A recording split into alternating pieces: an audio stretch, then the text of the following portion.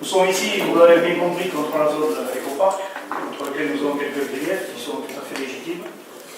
La zone d'activité concertée, baptisée éco-parc, est destinée à accueillir prioritairement des entreprises axées sur la thématique environnementale.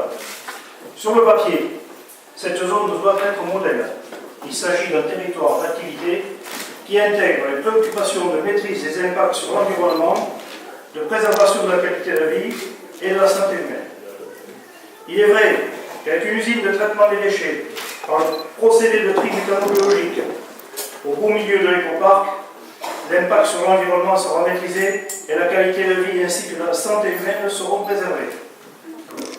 Mais l'UTV 65 n'est pas le seul problème environnemental de ce projet. En effet, au titre de l'éco-technologie et de l'énergie renouvelable, on va recycler de la matière plastique en la transformant en éco-fuel, avec des risques liés au traitement, encore inconnus aujourd'hui pour la santé humaine. Au titre de l'agriculture durable, on va développer des biocarburants avec une fois encore des risques inconnus pour la santé. Il est également prévu de méthaniser la biomasse d'élevage et certains déchets agricoles. Autrement dit, accueillir peut-être des déchets de gros élevages de canards du coin, ainsi que certains déchets agricoles tels que lisiers ou équivalents, produits particulièrement malodorants tant à la réception qu'au stockage, ainsi que lors du traitement. Il est question également de développer des bioproduits, lubrifiants, solvants et autres produits chimiques.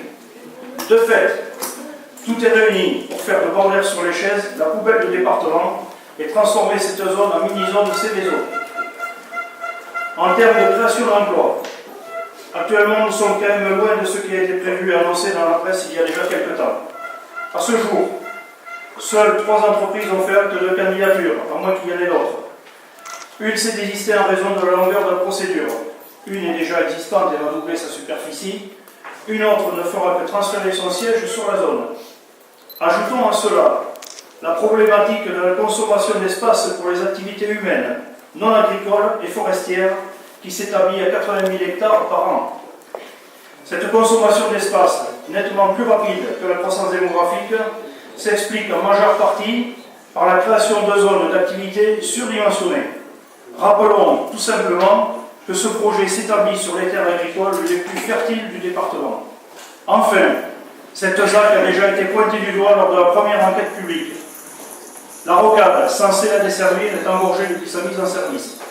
Il n'y a pas d'entrée prévue par le Nord ni par la RD 935. La vocation de l'éco-parc s'insère dans une démarche écologique volontariste généralisée portant sur le volet environnemental. C'est ce qu'a dit l'enquêteur. Mais la présence du captage d'eau potable d'Oursbélisle, classé comme vulnérable et situé en aval de la nappe accueillant les eaux pluviales rejetées, a constitué un point majeur de l'inventaire des problèmes liés à la ZAC éco-parc. L'effet de synergie recherché, réseau de chaleur pour partage d'une énergie renouvelable produite localement, a disparu au profit d'une injection de la totalité du biométhane produit par l'usine de méthanisation dans le réseau de la ZAC.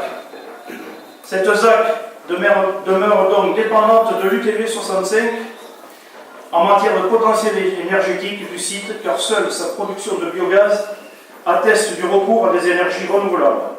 Enfin, le développement d'une filière de traitement, recyclage, valorisation, mise en exergue dans la vocation de cette ZAC à proximité de la zone d'habitat et de l'agglomération tarbaise, oblige à une vigilance accrue quant à la fiabilité des procédés industriels des futures entreprises. Monsieur le Président, Mesdames et Messieurs les conseillers communautaires, ce sont autant de raisons qui font que les habitants de Bordères-sur-les-Chaises et des communes environnantes disent non à ce projet et vous le confirmerons tout au long de la procédure. Nous aurons l'occasion de revenir sur chacun des points que nous venons d'évoquer, plus d'autres à venir, lors de la réunion publique qui sera organisée sur la commune du lieu d'implantation. Je vous remercie pour votre attention.